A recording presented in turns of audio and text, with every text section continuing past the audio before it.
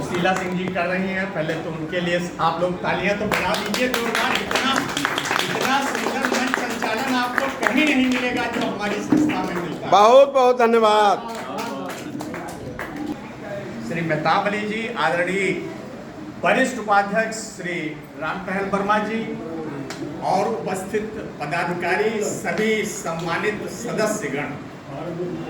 देखिए, आज का जो हमारा कार्यक्रम रहा, थोड़ा सा अव्यवस्था के हम शिकार हुए, लेकिन उसके बावजूद हमारा ये कार्यक्रम सारा का सारा बहुत मीनिंगफुल रहा और बड़ा प्रोग्राम लोडेड रहा। आज देखिए, हमारे साथ इस माह में जन्म लेने वाले हमारे जो सदस्यगण थे और जो पदाधिकारी थे, उनकी संख्या 70 थी। उसमें जब काफ़ी लोग नहीं आए, लेकिन काफ़ी लोग आए थे। तो मैं अपने उन सारे सदस्यगण और उन सारे सम्मानित पदाधिकारियों का इस जन्म माह में जन्म लेने के कारण बहुत बहुत स्वागत करता हूं और बहुत बहुत आप सबको बधाई। दूसरी चीज आज जो हुई, वो जो हमारे ये स्वास्थ्य के कार्ड बनते हैं, उसमें जो दीनदयाल कैशलेस योजना है और जो आयुष्मान योजना है, दोनों का जो भेद है वो हमें समझाया गया हमारे डॉक्टर अक्षत अग्रवाल जी के द्वारा। तो उसमें बहुत सारी जानकारियां जो हमारे पास नहीं थी, उनके द्वारा प्रदान की गई। इसके लिए हम डॉक्टर अक्षत अग्रवाल का बहुत बहुत आभार व्यक्त करते हैं। तीसरी चीज, हमारे जो एमएलसी साहब हैं श्री अवनेश कुमार सिंह जी, उनके प्रतिनिधि श्री मानवेंद्र सिंह जी आए, श्री नीरज वर्मा जी आए। उन्होंने अपने द्वारा बहुत सारी चीजें हमको बताई जो एमएलसी के इलेक्शन के लिए जरूरी होती हैं। उस संदर्भ में उन्होंने उनके द्वारा जो दी गई सुविधाएं हैं, उनका भी उन्होंने हमें ब्यौरा दिया और आगे भी हमें जिस तरीके से उन्होंने सहयोग देने का वादा किया, उसके लिए हम उन दोनों व्यक्तियों का बहुत बहुत आभार व्यक्त करते हैं।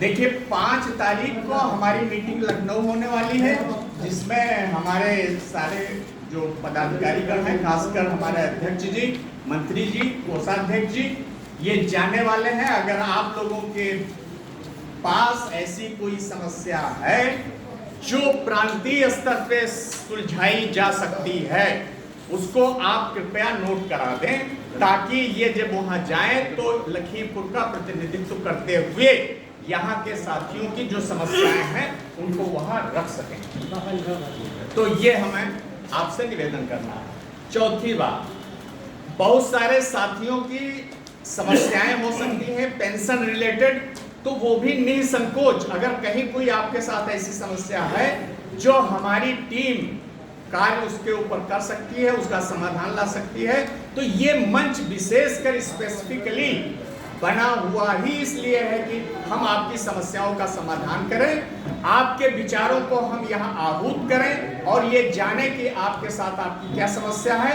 और उस समस्या के लिए हम कार्य करें पारदर्शिता के साथ। तो ये, और इसके अलावा 5वीं चीज ये है कि जितने साथियों की जो समस्याएं यहाँ आई हुई, उन पे निरंतर कार्य हुआ है, उसमें जो प्रगति हुई है, उसके संदर्भ में भी हमारी टीम को आप अवगत कराते रहें। तो इससे ये होगा कि हमने आपकी समस्याओं के संदर्भ में कितना कार्य किया है, कितनी प्रगति की है और कितनी समस्याएं अभी अवशेष हैं। और हमने पिछली बार कहा था कि उसका रिकॉर्ड हमारे पास होना चाहिए कि कितनी समस्याएं आई हैं, कितनी उसमें उनका समाधान हो गया है और कितनी उसमें अवशेष हैं, ताकि उन पे जो वांछित कार्यवाही है वो हम करने के लिए आगे बढ़ते हैं। तो ये बिंदु है जो हमारी आज की मीटिंग से रिलेटेड है। अब हमारे परिचय में तो प्रोफेसर साहिबा ने बहुत कुछ कह दिया। मैं सोचता हूँ आप लोग थक गए होंगे, काफ़ी लंबी आज मीटिंग हुई है और अभी कुछ हेल्थ टिप्स भी हमारे दिया हमारे मित्र ने, श्री राम नरेश गुप्ता जी ने आपको।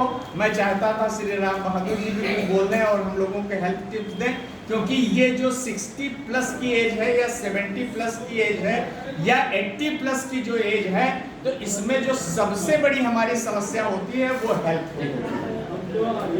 देखिए, सांसारिक जो हमारे उत्तरदायित्व होते हैं उनसे हम अधिकांशतया मुक्त हो जाते हैं इस अवस्था तक। लेकिन अगर इसके बावजूद भी अगर अभी आप सांसारिकता का बोझ अपने सर पे लादे हुए हैं तो ये आपकी समस्या है, फिर हमारी समस्या नहीं। आपसे निवेदन ये है कि इस एज तक अपनी जितनी भी आपकी वर्ल्डली ड्यूटीज हैं उनको निपटा दीजिए, जो दायित्व है निपटा दीजिए, ताकि आप ठीक ढंग से खा सकें, ठीक ढंग से पानी पी सकें और ठीक ढंग से जब रात आए तो सो सकें। क्योंकि ये जो चिंताएं हैं ना कि ये तो हुआ ही नहीं, वो तो हुआ ही नहीं, ये तो करना अवशेष है, फलानी चीजें, तो वृद्धावस्था में ये चिंता का बोझ आपका नहीं होना चाहिए, क्योंकि ये हमारे जीवन का अंतिम चरण है, चतुर्थ अवस्था। और हमारे यहाँ जो वर्णाश्रम की व्यवस्था की गई थी उसमें ये था कि ब्रह्मचर्य था, जो आश्रम की व्यवस्था की गई थी, न कि वर्णाश्रम। आश्रम की उसमें ब्रह्मचर्य था, गृहस्थ था, वानप्रस्थ था और उसके बाद संन्यास था।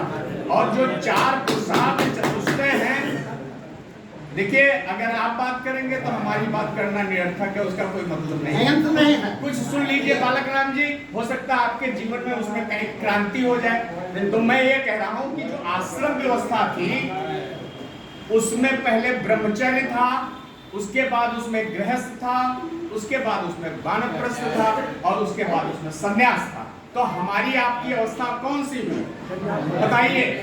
वानप्रस्थ की भी नहीं है तो संन्यास की सोचिए, आप मुक्त होने की सोचिए, जो भी हमारी प्रोफेसर ने कहा। और पुरुषार्थ चतुष्टय में भी 4 ही चीज होती हैं, पहले धर्म होता है, फिर अर्थ होता है, फिर काम होता है, फिर मोक्ष होता है। तो उसमें भी देखिए मोक्ष है और उसमें भी संन्यास है।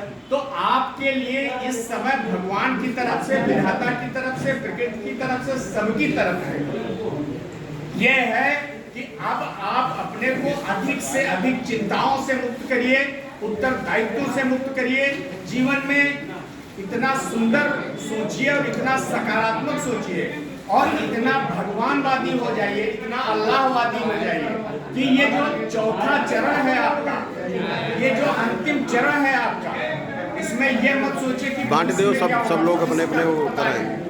अतीत बीत गया, सिर्फ वर्तमान आपके साथ है और उस वर्तमान को बिल्कुल एक उत्सव की तरह, हर दिन एक उत्सव की तरह, एक जश्न की तरह रखिए कि आज हम अच्छे से अच्छा खाएंगे, आज हम अच्छे से अच्छा पिएंगे, आज हम अच्छे से अच्छा जीवन बिताएंगे, आज हम सबके प्रति मंगल भाव रखेंगे और आज हम सबके लिए उत्कर्ष के लिए, सबके उत्कर्ष के लिए हम बहुत अच्छा विचार करेंगे, संकल्प करेंगे, कर्म करेंगे।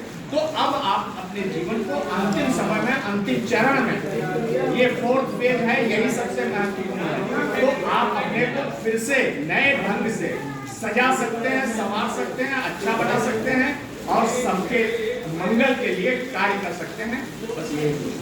Thank you.